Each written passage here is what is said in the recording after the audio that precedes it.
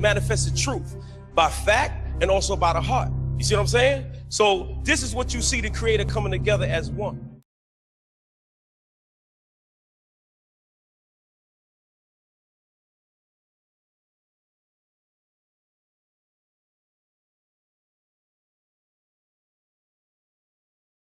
King, as we were saying, brothers and sisters, what they're referring to, brothers and sisters, as what we just read, those 42 principles of Ma'at and everything, they trying to say that the Torah comes out of that.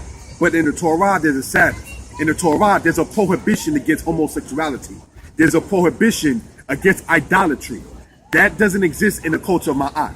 Leviticus chapter 11 gives the nation of Israel a diet. You're not supposed to eat any sea creatures that don't have fins and scales. So therefore, shrimps, crabs, lobsters, mackerel, and so forth and so on, certain of those kind of sea creatures we don't eat. We have a diet that's secluded basically to the house of Israel. See, so let that be noted and understood. Now, in Dr. Ben's book entitled Black Theology Without Black Philosophy, the author of that book tried to sit there and state that the Ten Commandments came out of the principles of Ma'at. But then when you show the list of it, as the brother is showing you the diagram now that Dr. Ben has, he has to admit that there is nothing in there that says anything about a Sabbath or prohibition against idols. It distinctly says gods and goddesses. I am the Lord thy God that brought you out of the land of Egypt. That's Exodus 20. There's no gods and goddesses. It's one God, Yah, the King of heaven and earth. You understand? So let that be noted and understood. Now, there is no Egyptian God that says that they brought people out of the land of bondage. So the whole culture by itself is totally different. So just want to sit there and emphasize and let that point be noted and understood. All right. Now, last time we did on Maccabees TV, we spoke about going more so into the history of Israel. For that, we're going to use different references and, of course, the scriptures. Now, those who don't care to use the scriptures, that's no offense intended. That's just your problem. We are not going to sit there and bite tongue or cheek and using what our ancestors left on record. All right. So let that be noted and understood. Let's go to Deuteronomy 28, verse 21. We're going to not read the whole thing, just a couple of verses out of it, because this is part of the covenant that if Israel were to or not to keep the commandments of the Most High, what will happen? Deuteronomy 28, we're going to start in verse 21. And here is what we read. The Most High shall make the pestilence cleave unto thee, until he has consumed thee from off the land, whether you go in to possess it. Verse 25. The Most High will cause thee to be smitten before thine enemies. Thou shalt go out one way against them, and flee 7 ways before them, and thou shalt be removed into all the kingdoms of the earth.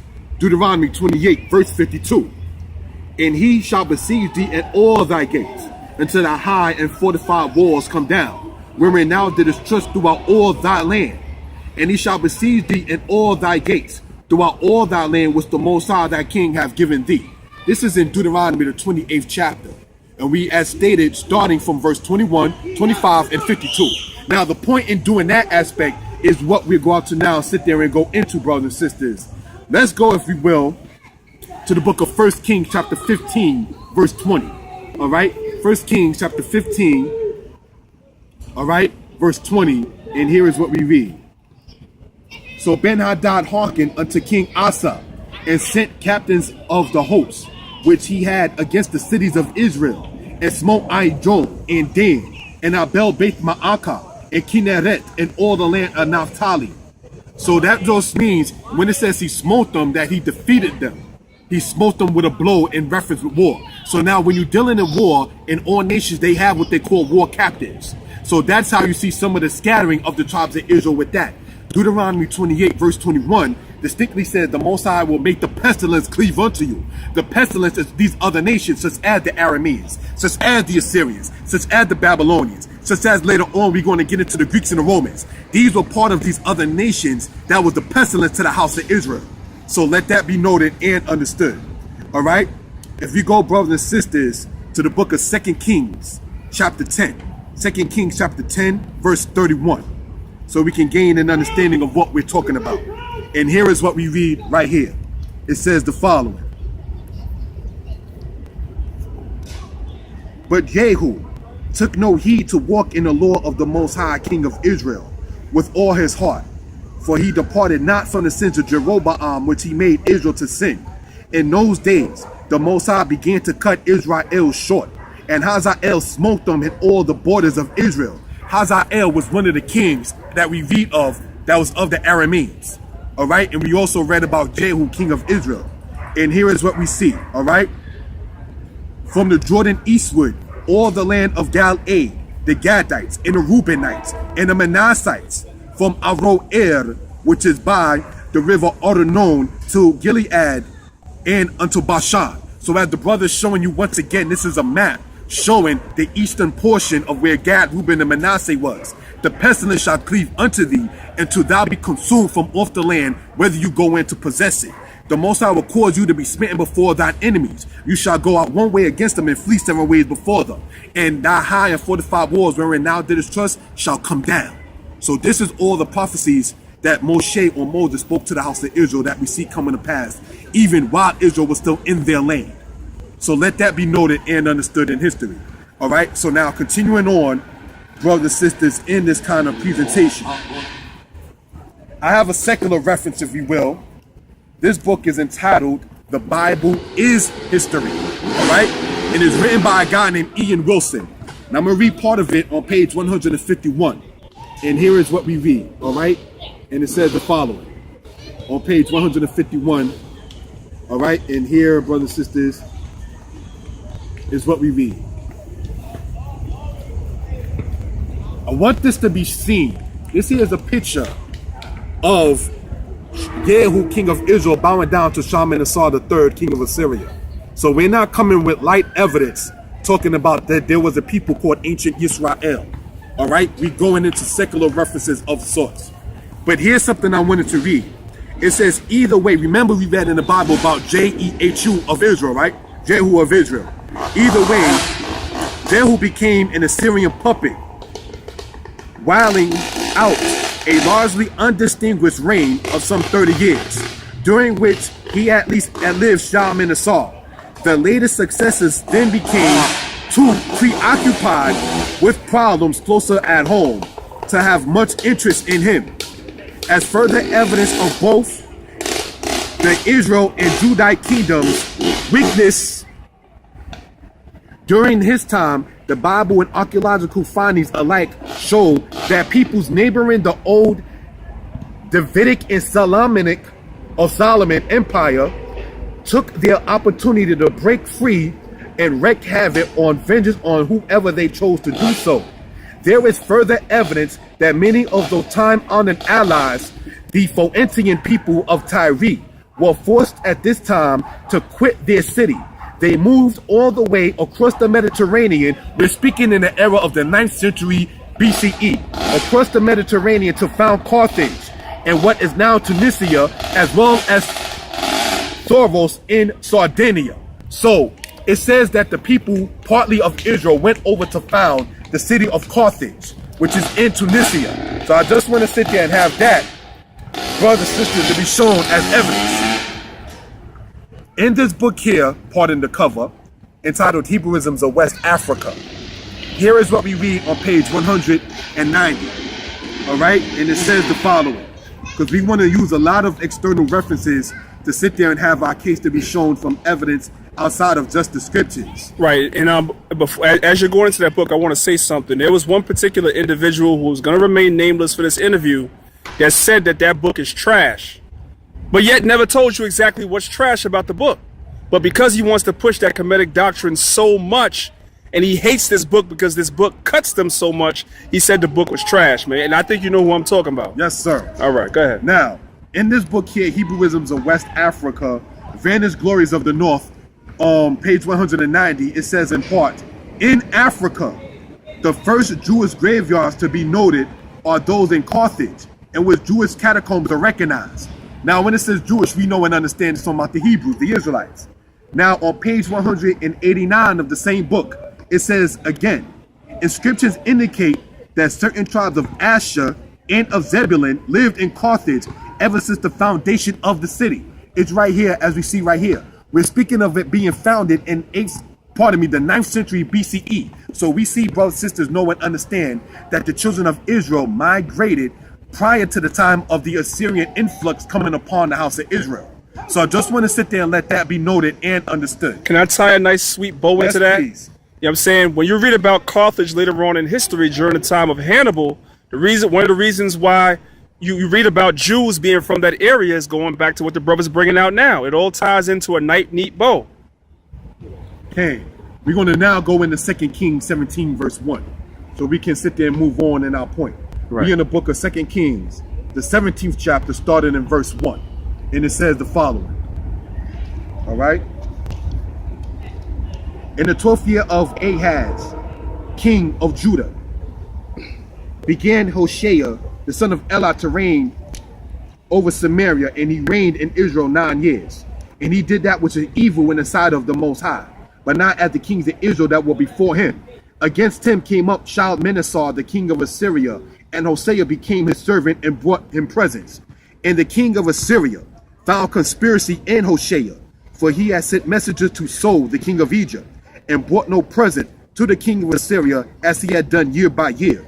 Therefore the king of Assyria shut him up and bound him in prison. Now when it says So, the king of Egypt, it is not talking about a literal king that had the name of literal So. That was an acronym name. You understand what I'm saying? That was an alias name, if you want to put it like that. This guy's name was actually a king named Shabaka, who was actually the commander of the Egyptian army.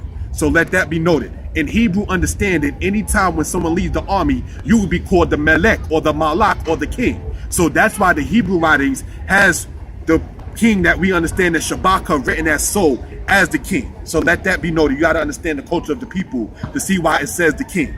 All right, here is what it's go on to say this. Then the king of Assyria came up throughout all the land and went up to Samaria and besieged it 9 years.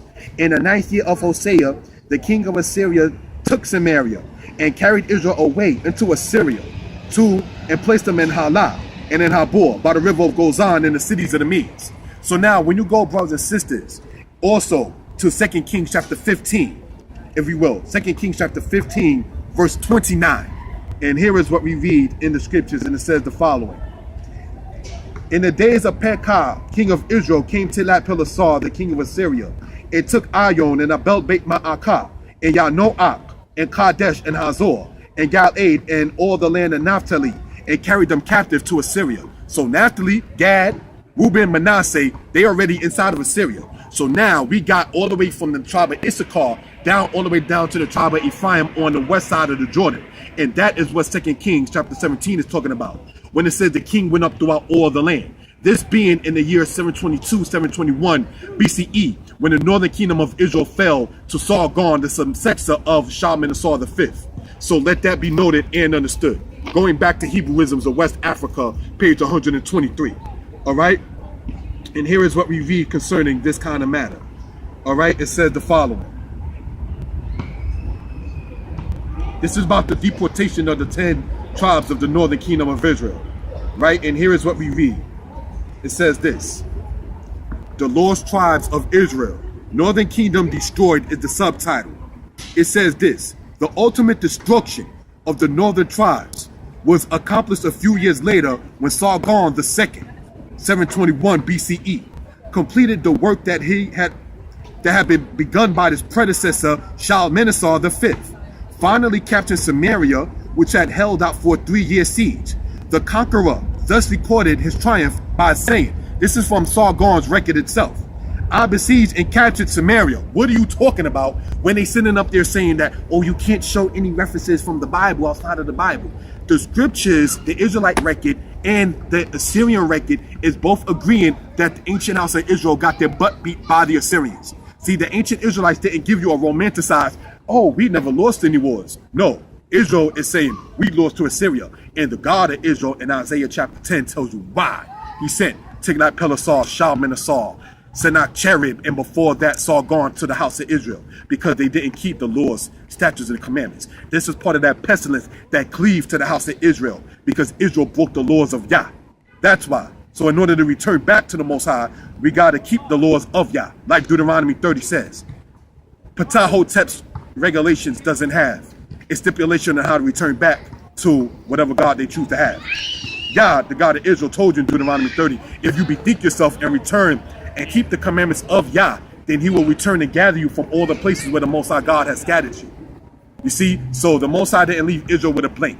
So let that be noted and understood. Now, one of the things to sit there and let it be noted, continuing on, says, I besieged and captured Samaria.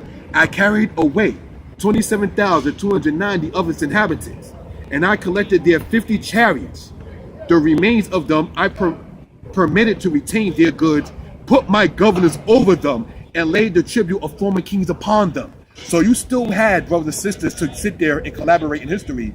This is during the time of King Ahaz of the tribe of Judah, when the northern kingdom of Israel fell. Notice that the king of Assyria said that those who remained, because he didn't take each and every single human being out. It says those that remained, he put the tribute of former kings upon them. When you go in your own time and read the book of 2 Chronicles chapter 30, you read about Hezekiah sent porters out to Manasseh, Ephraim, out to Zebulun, and out to Asher and Issachar to have them come to Jerusalem to keep the Passover. So that shows you Hezekiah was the successor of Ahaz. And we've shown reference about Hezekiah being mentioned by Sennacherib. So all of this history, brothers and sisters, is tying in. This is not something that we just made up just to sound special as a people. You understand? So let that be noted and understood. Now, continuing on, brothers and sisters, if you will, I'd like to now sit there and, brothers and sisters, go, if you will, into a prophetic book of the house of Israel. Okay? Let's go to the book of Daniel, chapter 7. Daniel chapter 7, verse 6. All right? And here is what we read. All right, so we can gain an understanding of what we're about to get into. It says the following. After this I behold, and lo, another, like a leopard, which had upon the back of it 4 wings of a fowl. And the beast also had 4 heads, and dominion was given unto it. Now, this is talking in history about the Greek Empire. So I just want to sit there and collaborate before we continue on. The Assyrians, we already spoke about them taking the tribes of the northern kingdom of Israel. We spoke in reference in other times about the Babylonians taking the people of the tribe of Judah to Babylon. We spoke about that in Maccabees TV. You understand, in the past. So I just want to sit there and let that have been noted and shown.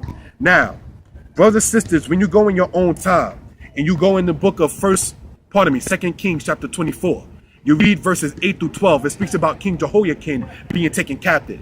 And then you read in 2 Kings in your own time, the 25th chapter, you read about Zedekiah being taken captive. So Babylon coming up in the zenith under the king Nebuchadnezzar. You understand? That situation happened. You had Nebuchadnezzar all the way down to the line of the king Nabonidus, mentioned in the scriptures as Belshazzar, the king of Babylon. And that was the king that was ruling when Daniel was a captive in the land of Babylon. So let that be noted. Babylon kingdom coming up 605 BCE and falling, brothers and sisters, to 538 or 539 to Cyrus, king of Persia. So now you had it in the time of Ezra and Nehemiah later on after that, when the Israelites under the edict of Cyrus went over back into the land of Israel and reconstructed their temple. So let that be noted and understood. The second situation that we're speaking on concerning that kind of matter, brothers and sisters, in this recording right here, is that when the Persians came up from the era of 538 BCE, they came from Cyrus, and then after Cyrus you had Darius the first, and after Darius you had Ahasuerus. This is when you now get into the Bible in the book of Esther. So then after the situation of Ahasuerus, you then have the situation that came up when the Persians began to fall to the Greeks in their empire, when you go into the movie 300 with Xerxes battling with the Greeks. So that's the situation in history that happened with that. So the Persians coming up in 538 and falling in 331, when you go into history when Darius III named Commodus when he lost to Alexander, the son of Philip of Macedon. So that's what we're getting into now, culminating the history. Where did the house of Israel or the Israelites fit in the world's history after the Old Testament and before the New Testament? So this is something that we want to sit there and talk about in this kind of presentation right here. Brothers and sisters, the book of Daniel chapter 7 verse 6 says that this beast, which is a leopard, had 4 wings of a fowl and had 4 heads. This is speaking about when Alexander came up as a power. He coming up as a power in the year 332 BCE, when he wound up defeating in 332, 331 BCE, when he defeated the people of Persia and also defeating the people of Tyre. The people of Tyre, or Tyre, pronounced Tyra by some people, was the people that the Zidonian / Canaanite / tribe of Asher that was still in there, and he took them over into the land of captivity. When you go into a book, a secular reference entitled Alexander of Macedon, written by an author named Green, he gets into that particular subject. So I just want to sit there and let that be noted. The Greek Empire coming to its zenith, we may say, during the era of Alexander, he is killed all hands down by his missionary or his successor, Cassander. The 4 heads on the beast represented 4 different generals that came up. You understand? You had Ptolemy, Lysimachus, Antigonus, and Cassander. So these were the 4 that came up. Antigonus wound up being killed by the other 3 in battle. You understand, when you get into history. So now you have the 4 heads being Ptolemy, Lysimachus, Seleucus, and Cassander. Cassander actually poisoned or killed, that is, by knife point. History differs on that. Alexander's baby's mother, whose name was Roxana, and Alexander IV being the successor, who would have been the true successor of Alexander, also got killed by Cassander. So let that be noted. Ptolemy I is now what we're going to get into in history concerning this kind of matter. All right, so I just want to sit there and have that to be noted in history in this presentation that we're doing. All right. Now I have some secular notes I just want to sit there and read briefly through so we can gain an understanding of what we're talking about. It says the following: Ptolemy, Antigonus, Cassander, Lysimachus. Antigonus defeated in 301 BCE by Seleucus in what is called the Ipsus battle, IPSUS. Right? Then the notes that I gathered continue to say as follows: Ptolemy had ruled over the house of Israel until 198 BCE, which is referred to between the war called the Punian War between the Seleucids and the Ptolemies. All right. Then it goes on to say from 198 to all the way to 63 BCE, the Seleucids were in control over where the house of Israel, or where the children of Israel were at that time. In the year 190 BC, Antiochus III lost to Rome and was defeated, that is say, by Ptolemy VI. You get into that when you go to 1 Maccabees in the Apocrypha, the 1st chapter. Antiochus IV was his successor, and he was a prisoner of Rome, but he was taken out of Rome and then had hegemony over where the Israelites was at. In the year 164 BCE, Antiochus IV made war against Rome, and when Perseus of Rome won in the year 168 BCE.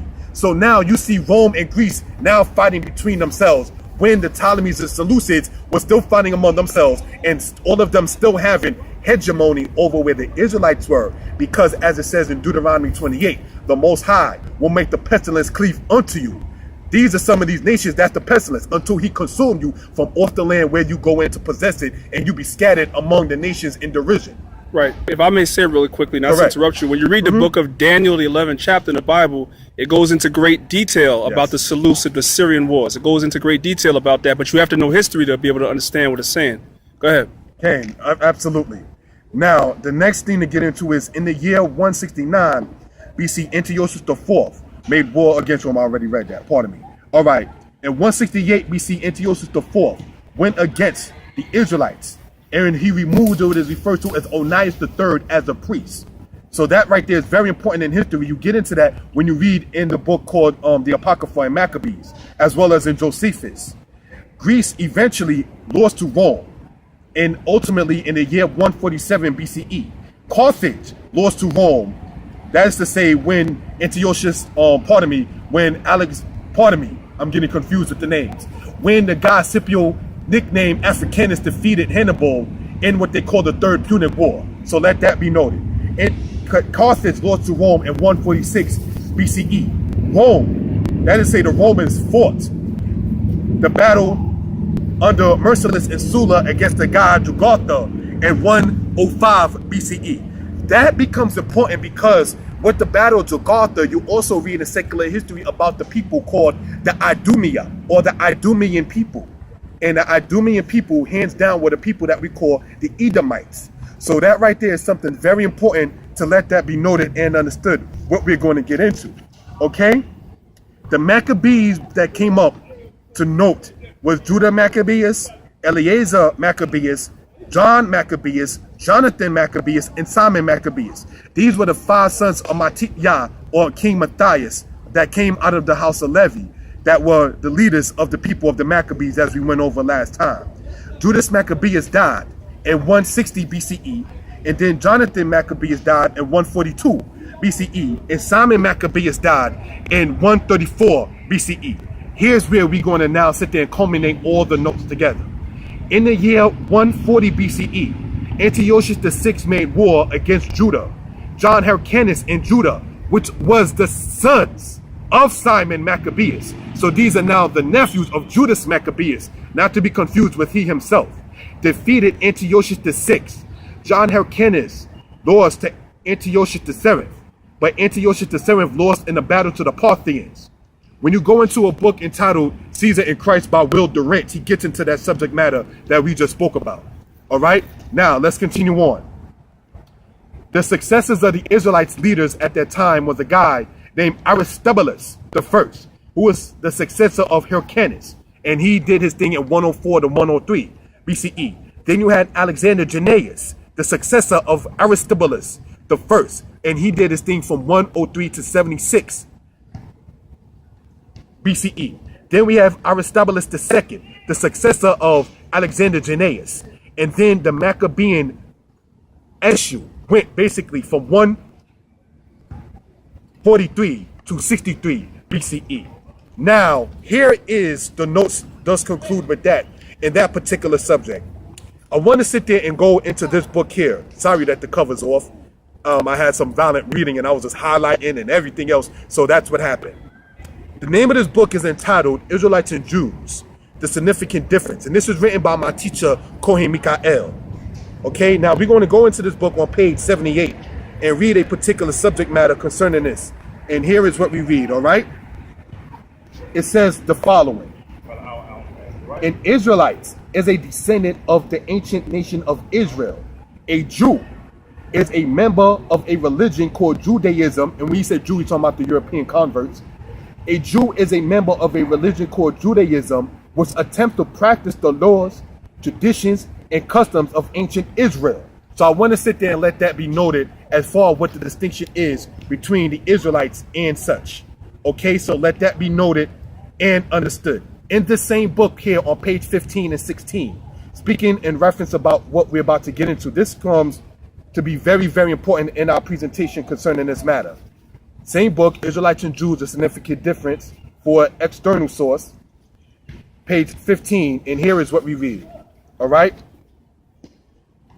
The historian Philo, from 40 BC to 40 AD, who lived in Alexandria, Egypt, stated that 1 million Hebrews resided in Libya and Egypt, from the Catabasmos to the border of Ethiopia.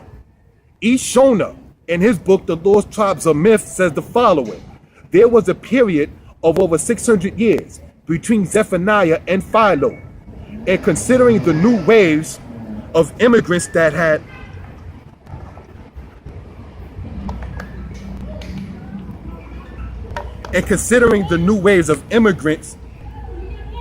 coming into Africa, they had 600 years to penetrate toward all the borders of Ethiopia. Hebrewism was detected by its inscriptions from the Egyptian border westward. In this book here entitled Israelites and Jews, The Significant Difference by my teacher, Kohen Mikael. Now we're going to go into page 16 of this book, all right? So we can continue on as you were reading. And here is what it says. It says, the Greek historian and geographer Strabo wrote concerning the Hebrews of Libya. Now these Hebrews already have gotten into all cities, and it is hard to find a place in the habitable earth that have not admitted this tribe of men and is not possessed by it. And it has come to pass that Egypt and Libya, as having the same government, and a great many other nations initiate their way of living. So the author Kohen Mikael is speaking in reference about the house of Israel scattering over into places in what we call the continent of Africa. So I just want to sit there and have that to be noted and shown and understood. If you will, brothers and sisters, let's go in the same book, page 82, so we can gain an understanding concerning this. And for the presentation purposes, once again, I apologize for the cover being off. It comes from putting it back up and down on the shelf, and it got ripped off with all the highlighting and so forth. Now, in this book right here, page 82, we read the following. When the Greeks, pay attention, when the Greeks and Romans invaded the East, the Edomites migrated into Europe and assimilated with other cultures, carrying their acquired Israelite traits with them. I want to sit there and have that to be read, because as we know, brothers and sisters, that we went over in Hebrewisms of West Africa. When you go in your own time and read the book Babylon the Timbuktu, it talks about the situation of the Israelites that migrated into Africa. We spoke in reference about, on my particular YouTube channel, written as Moreh Yeshiah, M-O-R-E-H, Yeshiah, Y-E-S-H-I-A-H, called Diaspora of Israel, Part 5, in which I explained the diaspora of Israel with Elephantine Egypt, and so forth and so on. So let that be noted and understood. Okay, so I just wanted to go over where Greek historians, Roman historians, and secular references were speaking about the Israelites migrating into the place that we call Africa today. And then you have it, brothers and sisters, to where J.A. Rogers in his book speaks about West Africa having black Jews. When you go in his book, 100 Amazing Facts About the Negro, page 31, page 33. You understand? So let that be noted and understood. So we citing our sources. We're not just coming, not that we're afraid to, but we're not just coming with this book. Because this book, in the law, in the first 5 books of it, tells us a matter is established by 2 witnesses, or 3. So we got 1, 2, 3, 4, 5, 6. So this is how we're going to present our case, Torah style. All right, so let that be noted and understood. Now, brothers and sisters, let's go in the last segment of what we're going to be talking about. And we spoke in reference about the Greek Empire, right? I have a book here entitled The History of Ancient Israel, written by Michael Grant. Now, Michael Grant is a well-known historian inside the history world. And I'm going to go, brothers and sisters, to page 225 in this particular book. And here is what we read concerning this kind of matter. All right, it says the following. And here is what it says. Antipater, however, who pursued a policy of active collaboration with the Romans, retained a prominent position. He was put in charge of his native Idumea and received special powers in Jerusalem itself, including tax collecting and rights. Now, what the brother's going to show you right now in the maps comes from a book called the Macmillan Bible Atlas, and it shows you where ancient Edom was and where ancient Edom became by the time the Greeks and Romans came in. They were right underneath where Jerusalem was, because as you go in Ezekiel chapter 35 and Ezekiel 36, the Edomites always wanted possession of the land of Israel. So let that be noted and understood. In this same book here, we're going to now sit there and go into a page. Let's go, brothers and sisters, into page 228. What we're getting into now is getting into the issue of what happened with the Romans. Because now Greece fell. When Greece fell as an empire from 331 to 168, and then later on finally culminating in 146 BCE. Okay? You had it to then when Rome came up as a power. What we're speaking about now is Antipater, who was the friend, brothers and sisters, of the guy that we call Pompey. Pompey in year 63 BCE made Judah or Judea or Iudea, that is to say, a Roman province. So let that be noted and understood. So the Edomites and the Romans had a collaboration. The Edomites were then called the Idumeans. And let's see what happened with the true Israelites during this situation. Okay, here is what it says in this particular part here. It says, Herod made his way to Rome when he met Antony, that is to say Mark Antony, who had divided up the empire with Octavian, securing the eastern province as his own. Antony prompted the Roman government and made a treaty with Herod and sent him back to Judea, not as a prince, but as a king. So here we now see, brothers and sisters, Herod, who was the son of Antipater. This is the same Herod the Great that you read of in Matthew in the New Testament. You understand? So I just want to sit there and let this be noted and understood. So now, when the situation happened when Octavian, who was the successor of Julius Caesar, okay, then after Octavian you had Tiberius. You read about Tiberius in the New Testament in Luke chapter 1 and 2. So let that be noted and understood in history. The next situation we're going to then get into is after Tiberius, you had the guy Caligula. And after Caligula, you had the guy Claudius. And after Claudius, you had the guy Nero. And after Nero, he sent out his soldier named Vespasian to attack Jotapata in Samaria and Jericho. And that being culminated in the year 67 to 69 AD. So let that be noted. After this book here, The History of Ancient Israel by Michael Grant, we're going to now go into page 241. After urging surrender in vain, Titus pressed on with the siege. In spite of fanatical resistance, he succeeded in capturing the temple, which was totally consumed by flames. After an existence of 600 years, the second temple has ceased to exist, and it has never since then been built.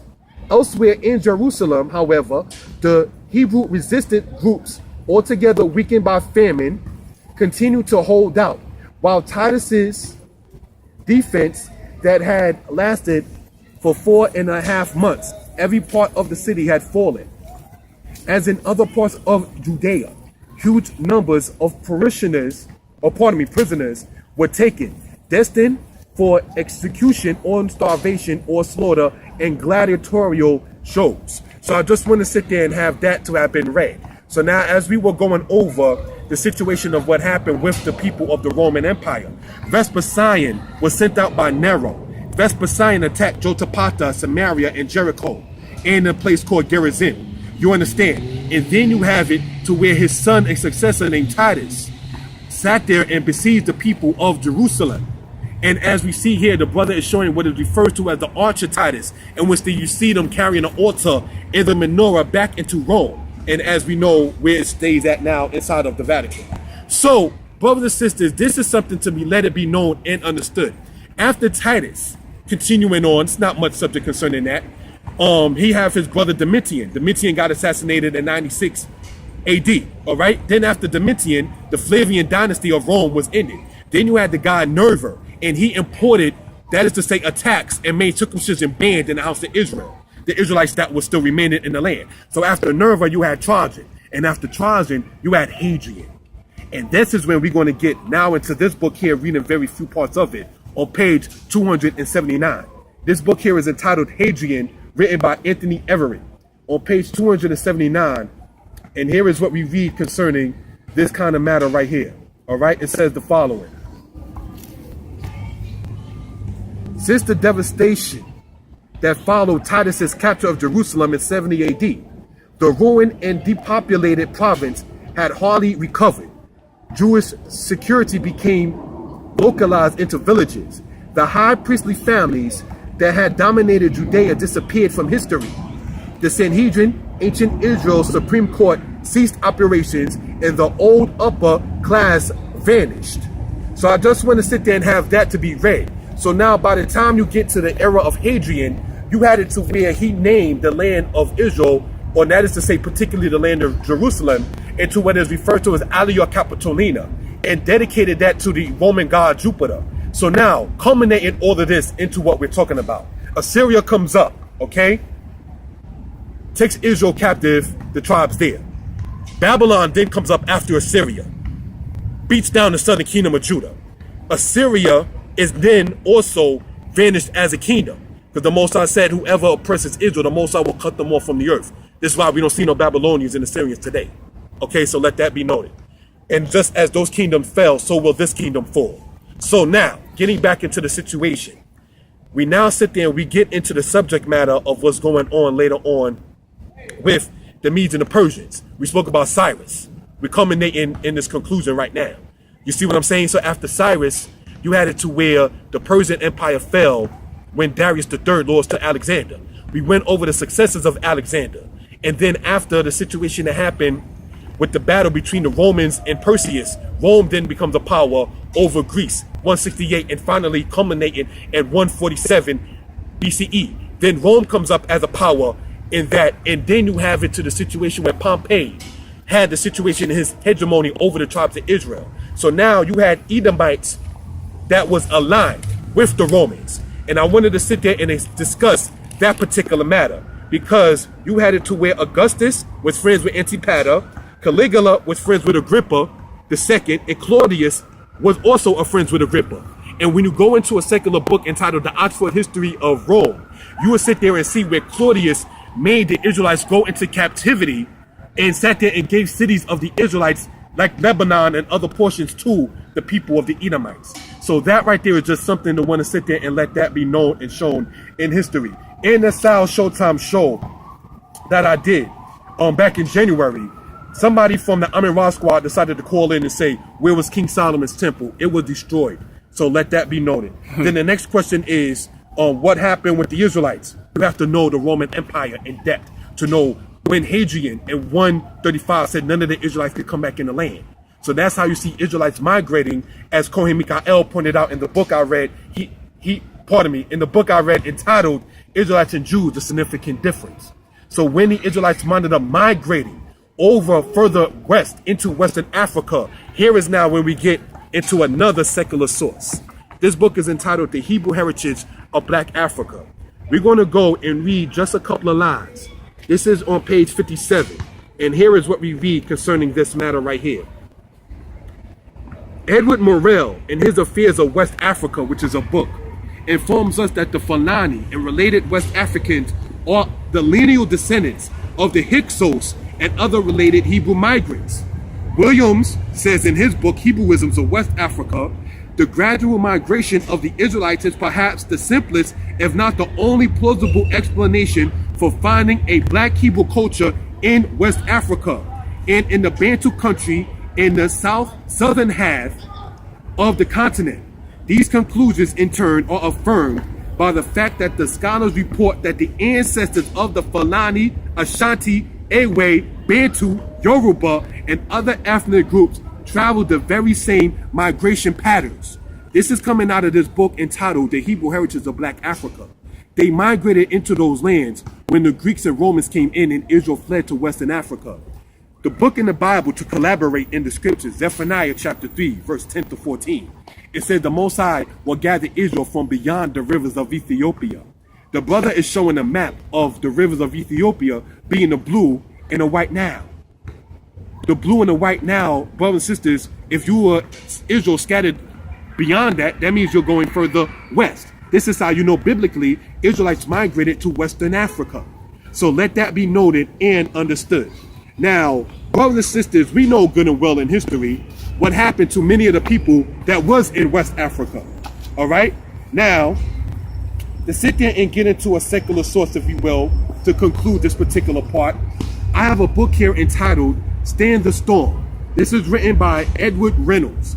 And on page, this is now, yes, concerning the slave trade. This is now going into what we call on page 29. And here is what he says concerning the slave trade itself. African societies rarely sold their own people. I want this to be understood. African societies rarely sold their own people or those who were culturally close to them. Rather, they sold foreigners obtained from distant areas through trading networks and markets. So this author right here is showing that indigenous Africans did not sell their own people. And when you go and speak to people in Africa, like a reporter did back in the day, it said, well, why did you sell your own people? We didn't sell our own people. We sold the people that we captured in war that came from a foreign land. All black people on earth are not all the same. The Israelites were the ones that were sold and taken into captivity. So that's something to let it be noted and understood. All right, so let that be noted in that particular aspect. Brothers, sisters, I have a book here entitled Black Cargoes. Now, in this particular book right here, right, we're going to sit there and go, brothers, sisters, in page 56 of this book and go into a particular aspect concerning this kind of matter right here, right? In the West Indies, where Basel Negroes were cheap, these considerations were not of prime importance. but the Virginia colonists had to repurchase their Negro slaves from the West Indies in the early days, and hence a Negro represented a considerable investment. So we read right here in Deuteronomy 28, collaborating with the history, the Most High said you would become a proverb, a byword, a sign and a wonder among the nations where the Most High will scatter you. So when Israel was scattered over after the Greco-Roman hegemony over them to the western portion of Africa, as we went biblically and external sources, we particularly see that African people did not sell their own people. And now, getting back into the same book, we only got 2 more quotes. And then here we go into this. And this is a killer right here. As far as you know, this particular stance is right here. Right? I want to sit there and have this to be read and known and understood. In this book right here on page 53, it says this. Although the numbers per ton, meaning per slave ship, right, was higher on vessels of less than 149 tons than on ships of greater size, they all experienced a similar death rate. The time span of the voyage and the danger of resulting contagious disease probably had more effect on the mortality than overcrowding. Thus, the distances from Africa to the New World were pertinent. From the Gambia to the West Indies was 3,200 miles. Now, I want to sit there and explain something. In your own time, you can look up a thing called the Periplus of Hanno, written and spelled as P-E-R-I-P-L-U-S, of Hanno, H-A-N-N-O. In there, he speaks about the people of Carthage going to the Gambia and migration. The Periplus of Hanno, where the Carthaginians went to the Gambia in migration. We just read in this book here that the people from the Gambia was taken to the West Indies. Prior to that, we read in here that the people in the West Indies were then resold to the people in Virginia. So here we go, collaborating on from this book right here, entitled The Bible is History. Remember we read about the people of the Carthaginians and Hebrewisms of West Africa being of the tribe of Asher and Zebulun in certain cases. From the land of Israel to, as the brother is showing with the map, from the land of Israel to the land called Carthage. From the land of Carthage to the Gambia. From the Gambia to the West Indies. From the West Indies to Virginia. That's one breakdown, basically, about how we can show we the tribes of Israel. So, with that being concluded, I hope everything was understood and giving thanks and honor to the Creator and the Maker, Yah, of heaven and earth.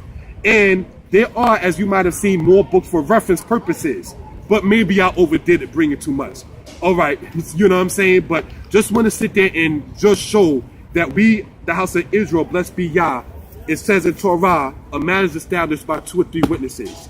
We have over 8 books that we've shown in references, and the Bible wasn't used as much.